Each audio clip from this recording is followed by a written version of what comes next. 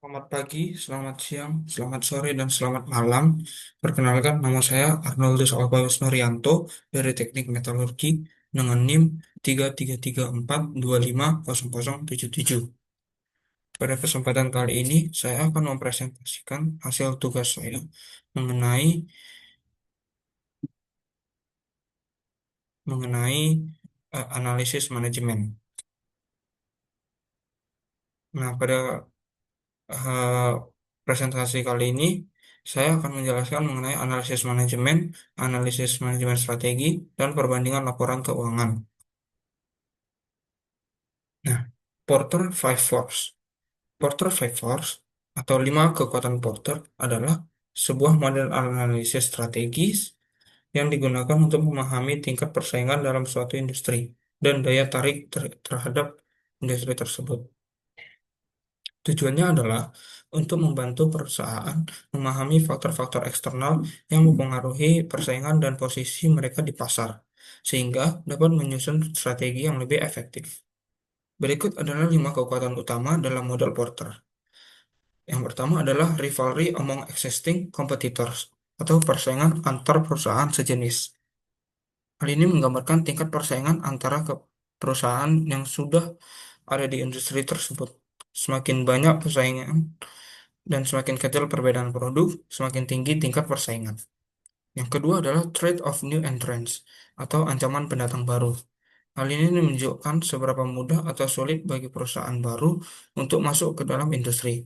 Hambatan masuk yang tinggi seperti biaya yang besar, teknologi tinggi, atau izin khusus dapat menurunkan ancaman ini. Yang ketiga ada threat of substitute product or service, atau ancaman produk pengganti. Hal ini mengacu pada kemungkinan pelanggan beralih ke produk yang lain yang bisa memenuhi kebutuhan bersama. Semakin banyak produk pengganti yang tersedia, semakin besar pula ancaman. Yang keempat ada bargaining power of buyers, atau daya tawar pembeli. Hal ini menunjukkan seberapa besar kekuatan konsumen dalam menekan harga atau menuntut kualitas yang lebih tinggi. Jika pembeli memiliki banyak pilihan, daya tawar mereka akan semakin tinggi. Yang kelima adalah bargaining power of suppliers, atau daya tawar pemasok. Hal ini menggambarkan kemampuan pemasok bahan baku atau komponen untuk mengaruhi harga dan ketersediaan input. Jika pemasok semakin sedikit atau unik, daya tawar mereka akan semakin tinggi. Nah, seterusnya ada BCG Matrix atau Boston Consulting Group Matrix. BCG Matrix ini adalah alat analisis bisnis yang membantu perusahaan mengelola portofolio produknya dengan mengkategorikan produk atau unit bisnis menjadi 4 kuadran berdasarkan pangsa relatif dan tingkat pertumbuhan pasar. Tujuannya adalah untuk membantu pengambilan keputusan strategis terkait investasi, seperti mempertahankan, mengembangkan, atau mengurangi investasi pada suatu produk. Berikut adalah 4 kuadran BCG Matrix. Pertama adalah stars, produk unggulan yang perlu terus dikembangkan karena berpotensi menjadi pemimpin pasar, pangsa pasar yang tinggi, dan pertumbuhan yang tinggi. Lalu ada cash flows, produk matang dan stabil, menghasilkan laba besar yang digunakan untuk mendanai produk lainnya, pangsa pasar tinggi, dan pertumbuhan rendah. Yang ketiga adalah question marks, produk baru yang berpotensi, tapi butuh strategi dan investasi untuk bisa tumbuh, pangsa pasar rendah, dan pertumbuhan tinggi.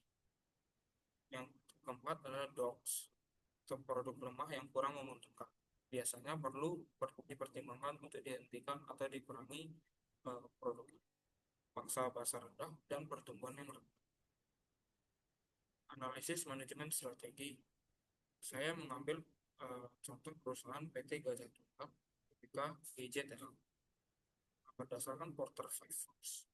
Ancaman itu pada tingkat level sedang rendah ke sedang. Industri ban butuh investasi besar dan brand kuat, tapi pasar masih menarik. Kedua ada menarik masuk pada level sedang, tergantungan pada bahan baku karet dan harga fluktuatif. Yang ketiga adalah kekuatan pembeli pada level sedang ke tinggi, banyak pilihan merek lokal maupun impor, dan juga harga yang bervariasi.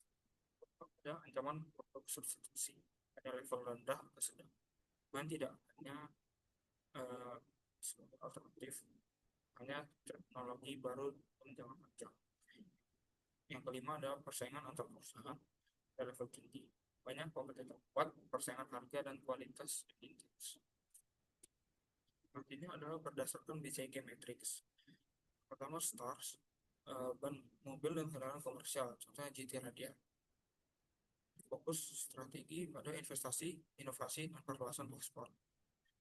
Yang kedua adalah cash cost, tire cord, dan komponen pendukung ban. Strateginya efisiensi bahan dan juga profitabilitas. Yang ketiga adalah question marks, ban motor, contohnya seperti RC dan Zenos. Strategi untuk meningkatkan pangsa pasar dan branding. Docs untuk produk non-ban, contohnya synthetic rubber, non-nylon, nylon yarn, dan yang lainnya. Strateginya evaluasi kelayakan dan pengembangan. Pada perbandingan lapangan, saya mengambil perbandingan antara PT Gajah Tunggal dengan PT Goodyear Indonesia. Nah, pada perbandingan statement income, eh, pada tabel ini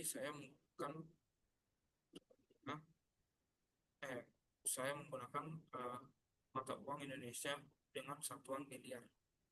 Dapat dilihat bahwa PT Gajah Tunggal lebih unggul dibandingkan PT Goodyear,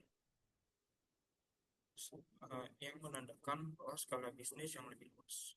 Namun, PT Gajah Tunggal mengalami kerugian yang lebih besar akibat biaya operasional yang tinggi dan efisiensi yang rendah. Sementara itu, PT Goodyear Indonesia juga merugi, tetapi dengan nilai yang lebih kecil, sehingga kondisi keuangan relatif lebih stabil. Secara keseluruhan, PT Gajah Tunggal memiliki risiko keuangan yang lebih tinggi, meskipun pendapatannya unggul, sedangkan PT Goodyear Indonesia lebih baik dalam pengendalian biaya. Selanjutnya ada perbandingan balance sheet. Dalam tabel ini saya menggunakan mata uang rupiah dengan satuan triliun. Dapat dilihat juga PT Gajah Tunggal masih lebih unggul dibandingkan PT Goodyear Indonesia. Simpelnya, PT Gajah Tunggal memiliki aset dan ekuitas yang lebih besar dibandingkan PT Goodyear Indonesia, tapi juga memiliki liabilitas yang lebih tinggi, sehingga resiko keuangan yang lebih besar. Sementara PT Goodyear Indonesia memiliki skala bisnis yang lebih kecil, namun struktur utangnya lebih ringan dan lebih konservatif. Sekian presentasi dari hasil kerja saya. Mohon maaf bila ada kesalahan kata. Terima kasih.